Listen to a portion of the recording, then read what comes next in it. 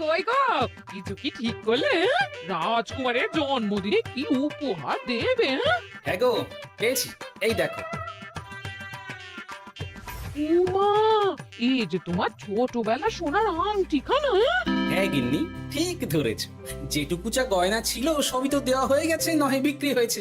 আর তো কাউকে কিছু দেওয়ার নেই, তাই ভাবলাম এটাই উপহারে দিই। এ ভালো ভেবেছো। বেশ, আসি তাহলে। ওদিকে সবার দেরি হয়ে যাচ্ছে গিন্নি।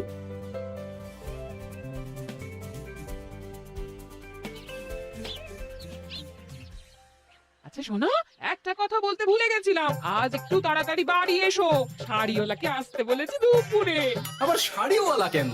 আরে তুমি ভুলে গেলে, সামনে আমার বোনদির বিয়ে, তার জন্য নতুন শাড়ি লাগবে না গো? একমাত্র বড় মাসির মেয়ে বলে কথা। বুঝলাম। তো ওই একটা শাড়ির জন্য আবার আমাকে থাকতে হবে? 3টে শাড়ি উপহারের পাশাপাশি আমারও একটা শাড়ি চাই। হ্যাঁ আচ্ছা, তুমি নতুন শাড়ি নিয়ে কি করবে বলো তো? বিয়েটা তো তোমার বংশীর। বলি, সারাটা জীবন তো এই এক কাপড়ই কাটিয়ে দিলাম, কি দিয়েছ তুমি আমায়? কেন, এই নিজেকে? আমার মতো স্বামী আর কোথাও পাবে? হ্যাঁ, ও সব মন ভোলানো কথায় আর চিড়ে ভিজবে না, তাড়াতাড়ি আসবে বলে দিলাম। হ্যাঁ অগত্যা।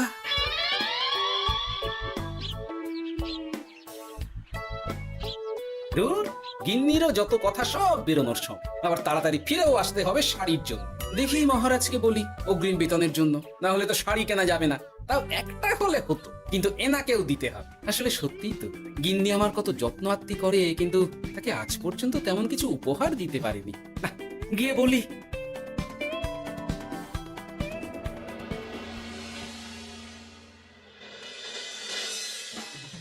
রাজকুমারীর জন্মদিন উপলক্ষে যে আপনারা এত উপহার এনেছেন তার জন্য অনেক ধন্যবাদ। আপনাদের সকলের আশীর্বাদ ও ভালোবাসা আমি রাজকুমারের কাছে পৌঁছে দেব। এ আর এমন কি মহারাজ, জানেনই তো রাজকুমার আমাদের সকলের কাছে কত প্রিয়। ঠিক ঠিক। কিন্তু আমি অবাক হচ্ছি, আপনার প্রিয় গোপাল জন্মদিন ভুলে গেছে দেখে এখনো পর্যন্ত তার কোনো পাত্তাই নেই। হ্যাঁ তাই তো, গোপাল আসেনি কেন? এসে গেছি মহারাজ। তা বলি, এসে তো উদ্ধার করে দিয়েছো, আজ রাজকুমারের জন্মদিন, সে কথা কি মাথায় আছে? ক্ষমা করবেন মহারাজ, আসলে ওই রাজকুমারের উপহার আর গিন্নির আবদার এসবের জন্যই আমার দেরি হয়ে গেল আর কি। এই নিন রানীমা, আমার তরফ থেকে রাজকুমারের জন্য ছোট্ট উপহার।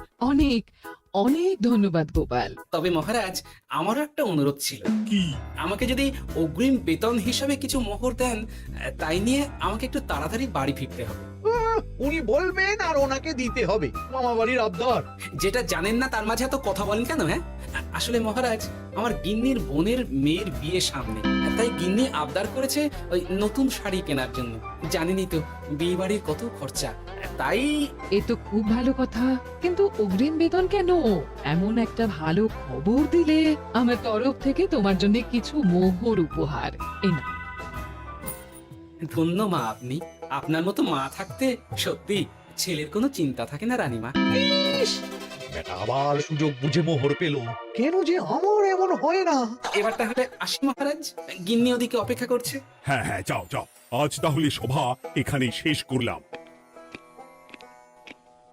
মহারাজ, আপনার সাথে আমার একান্তে কিছু কথা আছে, আমি অন্দরমহলে গেলাম।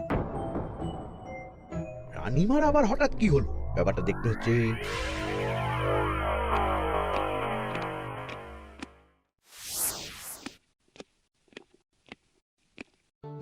আজ আমি বুঝতে পারছি আপনি আমাকে একদম ভালোবাসেন না মহারাজ। ও কি কথা বলছো রানী? একদম ঠিক বলছি। নিজের গিন্নির আবদার মেটানোর জন্য গোপাল কত ভাবে, নতুন শাড়ি কিনে দেওয়ার জন্য অগ্রিম বেতন অব্দি চাইলো, আর আপনি? আমি তো রাজা, আমি কেন বেতন চাইবো? সেটাই তো, রাজা হয়েও আপনি কখনো এমন কিচ্ছু করেননি, কিচ্ছু না। আহা, রাগ করে না, আমি তোমাকে সব থেকে সুন্দর শাড়ি উপহার দেব। একেবারে সোনার সুতোর কাজ করা মুক্ত বসানো শাড়ি। এমন শাড়ি কেউ কখনো দেখেনি। ও মা, সত্যি?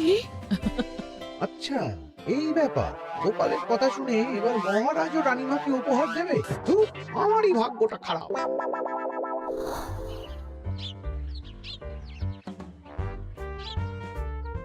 হাজার চেষ্টা করেও গোপালকে আটকানো যায় না।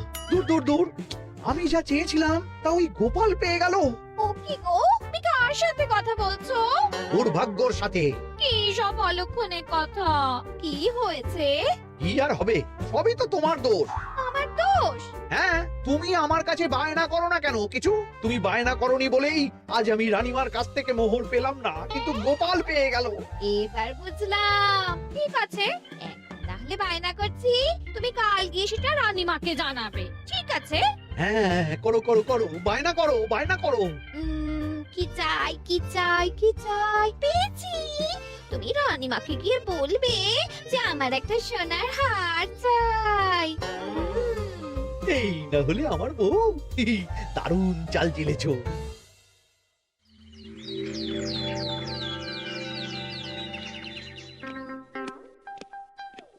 কি গো মন্ত্রী, আজ যে তুমি দেরি করলে বড়।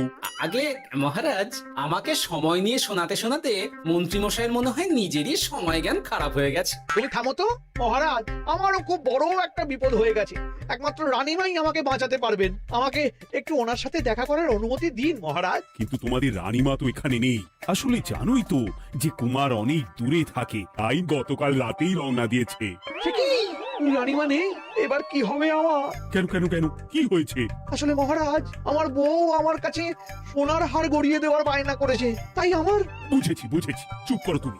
এখন তোমাকে মোহর দিতে পারবো না। কেন মহারাজ? পরের মাসে দিতে পারবো। আসলে তোমাদের রানীমাকে সোনার সুতো দিয়ে কাজ করা এক শাড়ি উপহার করেছি সদ্য, যার জন্য অনেক খরচ হয়ে গেছে। তাহলে আমার সোনার হার পরের মাসে গড়িয়ে দিও। এটা তো ঠিক না। গোপাল আপনার প্রিয় বলে যখন যা চায় তখনই সাথে সাথেই পেয়ে যায়, আর আমার বেলায় এমন। এমন কোনো ব্যাপার নয় মন্ত্রী। মহারাজ, আপনি বরং আমাকে দেওয়া মোহরগুলো আমার অগ্রিম বেতন হিসেবে ধরুন, না হলে মন্ত্রীমশাই এমন অভিযোগ বারবার করবেন। আহা গোপাল, তোমাকে তো স্বয়ং রানীমা উপহার দিয়েছেন, এসব কিছু করতে হবে না। যেমন আছে তেমনই থাক। ঠিক আছে, আমিও দেখে নেব পরে। কি দেখে নেবে মন্ত্রী? না না, ও কিছু না মহারাজ, পরেই দেখে হার গড়ানোর কথা বলছি। না, মন্ত্রীর হাব ভাব মোটেই ঠিক ভালো লাগছে না। বেটা মনে মনে নিশ্চয়ই কোনো ফন্দি আসছে আমার বিরুদ্ধে। কিছু একটা করতেই হবে। গোপালের ওই মোহর উপহার পাওয়াটা আমি কিছুতেই মেনে নিতে পারছি না। একটু মাথা খাটাই, একটু মাথা খাটাই। উপায় পেয়েছি। আমাকে এখনই নবাবের কাছে গিয়ে মহারাজের নামে বলতে হবে।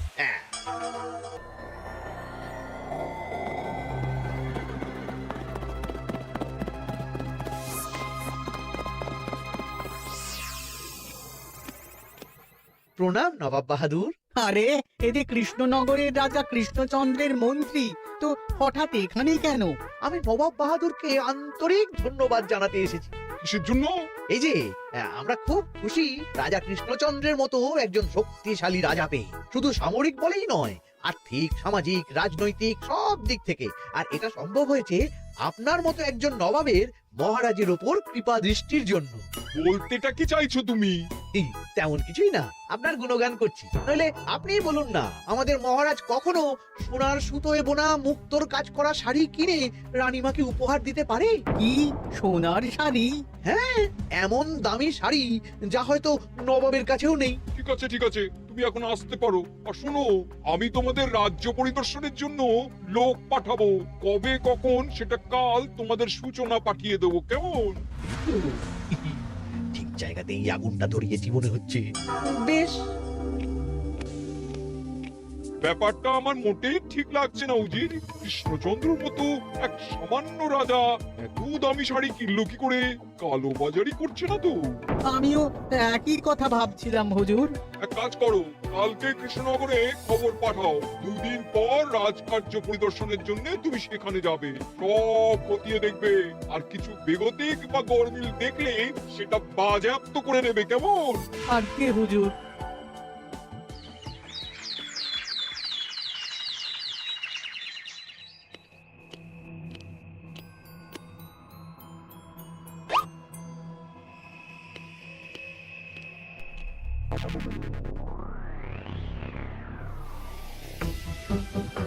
কি হয়েছে মহারাজ, কার চিঠি? নবাবের রাজকার্য পরিদর্শনের জন্য লোক পাঠাবে দুদিন পর। এতে চিন্তার কি আছে মহারাজ? চিন্তার বিষয় আছে। নবাব আমার রাজকোষের হিসাবও মিলিয়ে দেখতে চায়। কোনো একটা ভাবে নবাবের কানে আমার সোনার শাড়ি কেনার কথাটা চলে গেছে, তাই সন্দেহ করছে। সে কি কাণ্ড! নবাবকে তো চিনি, ভুল ধরার কোনো সুযোগ ছাড়বে না। আর চিঠিতে পরিষ্কার লিখে দিয়েছে, হিসেবের একটু এদিক ওদিক হলেই সে সব বাজেয়াপ্ত করে নেবে। হায় কপাল, এ সব হয়েছে গোপালের জন্য। অমনি শুরু করে দিলেন। আচ্ছা আমি আবার কি করেছি বলুন তো? তুমিই তো করেছো। সেদিন যদি তুমি তোমার গিন্নির শাড়ি কেনার কথাটা রানীমার কানে না তুলতে, তাহলে রানীমাও মহারাজের কাছে শাড়ির জন্য বায়না করতেন না, মহারাজও সোনার শাড়ি কিনতেন না, আর নবাবও জানতে পারতেন না। একদম ঠিক কথা বলেছ মন্ত্রী, সব দোষ তোমার গোপাল। মহারাজ আপনি এমন বলছেন? হ্যাঁ বলছি, কারণ এটাই হয়েছে। দুশ্চিন্তায় এখন মাথা খারাপ হয়ে যাচ্ছে আমার। আমি জানি না তোমার জন্য আজ অব্দি এমন বিপদে কবে পড়েছি। এবার তোমাকেই এখান থেকে বেরোনোর উপায় বের করতে হবে। আর যদি তা না করতে পারো, তাহলে আজ পর্যন্ত তোমাকে যত মোহর উপহার দেওয়া হয়েছে, সেই সব উপহারের মোহর ফেরত দিতে হবে। সব মোহর যে প্রায় খরচ হয়ে গেছে মহারাজ, আবার আমি কোথা থেকে পাবো? সেটা তুমি জানো। এইবার গোপাল ভালো মতো জব্দ হয়েছে। এ যে লঘু পাপে গুরুদণ্ড। গোপাল পড়ল কাঁদে, এমন দেখে মন্ত্রী হাসে আর আমার মনটা কাঁদে।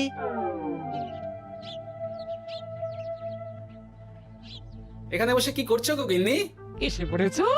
ওমা, তোমার মুখটা এমন শুকনো দেখাচ্ছে কেন? আর বলো না, এই হিসেবের ঠেলায় সবকিছু বেহিসাবি হয়ে যাচ্ছে একেবারে। আচ্ছা তুমি কি করছিলে ওই রসিদগুলো নিয়ে? দেখে হিসেব করছিলাম এই মাসে অনেক খরচ হয়েছে কিনা, সেই বুঝে পরের দিনগুলো চালাতে হবে গো। কি হলে? রসিদ দেখে হিসেব কষা? আরে এটা তোমার মাথাতেই আসেনি। ধন্যবাদ গিন্নি, আরো একবার তোমার জন্য এই যাত্রায় আমি বেঁচে যাব মনে হচ্ছে। বেঁচে যাবে কেন? কি হয়েছে? আচ্ছা আমাকে আবার একটু রাজপ্রাসাদে যেতে হবে। আমি এলাম গিন্নি। কি যে বলে লোকটা, কিছুই বুঝতে পারি না।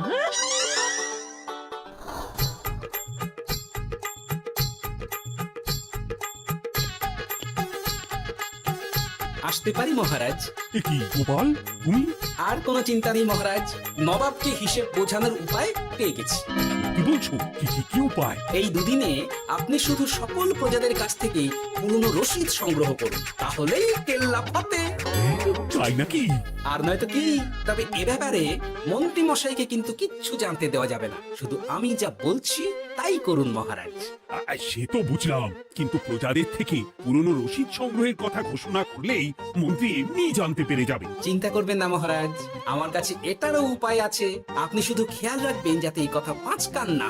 বাকিটা ভরসা রাখুন, কৃষ্ণনগরের একটা ঘাসও নবাব বাজেয়াপ্ত করতে পারবে না।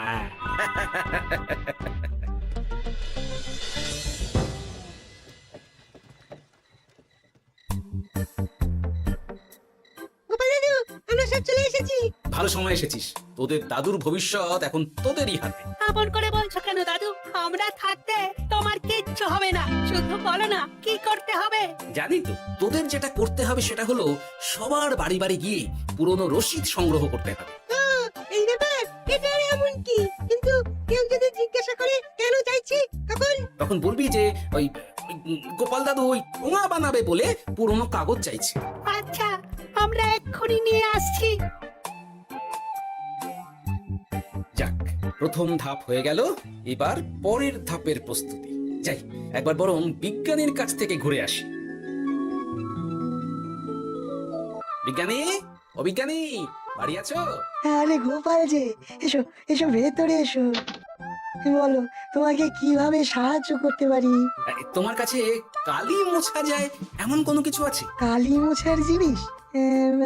হ্যাঁ, একটা তরল রাসায়নিক পদার্থ আছে যেটা সব ধরনের কালি তুলে ফেলে। দাঁড়াও দিচ্ছি। অনেক ধন্যবাদ বিজ্ঞানী।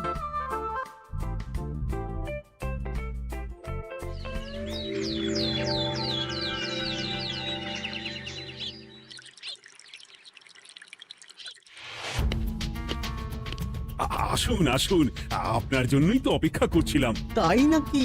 এতটা পথ উনি এসেছেন, আগে ওনার জন্য শরবত ও মিষ্টির ব্যবস্থা করি। এই যে মহারাজ, আমি জল মিষ্টির ব্যবস্থা করে এনেছি, এটাও সাথে নিন। এটা কি? কেন হিসেব? ভোলা ময়রা পাঠিয়েছে এই মিষ্টি ও শরবতের দাম। এর মধ্যে এই কাজের সাথে যুক্ত ভোলা ময়রা আর তার পরিচারকের পারিশ্রমিকও যুক্ত আছে। হ্যাঁ, আসলে আমাদের মহারাজ তো প্রতিদিনের খরচ খুব হিসেব করে চলেন, তাই ও আমি একটু বসবো? নিশ্চয়ই। ওই তো ওদিকে বসার জায়গা। আপনি কি হাওয়া খাবেন উজির সাহেব? তাহলে রশিদে ওটাও যুক্ত করব। মশকরা হচ্ছে? রেগে যাচ্ছেন কেন? আপনার সাথে মশকরা করার মতো স্পর্ধা আমার নেই উজির সাহেব। আসলে মাসের শেষ তো, তাই একটু বেশি হিসেবে চলতে হচ্ছে আর কি। আমাকে হিসেব দেখাচ্ছ? আর রাজা কৃষ্ণচন্দ্র যে সোনার সুতোয় বোনা শাড়ি কিনতে পারলো, সেটার হিসেব কোথায়? একটা সামান্য রাজা এত অর্থ পায় কোথা থেকে? এ আবার কেমন কথা? মহারাজ যা কিনেছেন সেটা তো তার জমানো অর্থ দিয়েই কেনা। আমি বিপথে কোনো কাজ করি না। সেটা তো রাজকোষের হিসেব দেখলেই বোঝা যাবে। শুনে রাখো গোপাল, একটুও যদি হিসেব এদিক ওদিক দেখি না, তাহলে সব বাজেয়াপ্ত করে দেব। কোনো চালাকি নয়, কোনো চালাকি নয়। বেশ, তবে করুন হিসেব। আমাদের কাছে কিন্তু সব কিছু রসিদ আছে। কই গো, আনো সব, আনো আনো।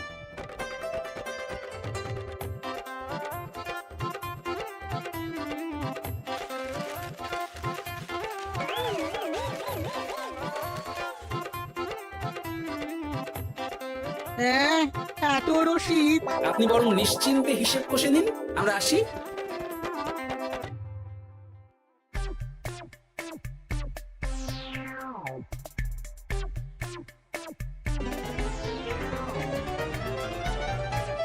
বাবারে, এত হিসেব কষে কষে তো মাথা ঝিমঝিম করছে, খিদেতেও পেট চুই চুই করছে।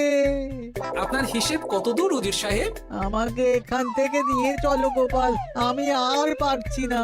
ও কি, অঙ্ক কষে কষে তো আপনার সব শক্তি শেষ হয়ে গেছে দেখছি। আচ্ছা চলুন চলুন চলুন, কিছু মুখে দিয়ে দিন, তাহলেই শক্তি আসবে। তাই চলো।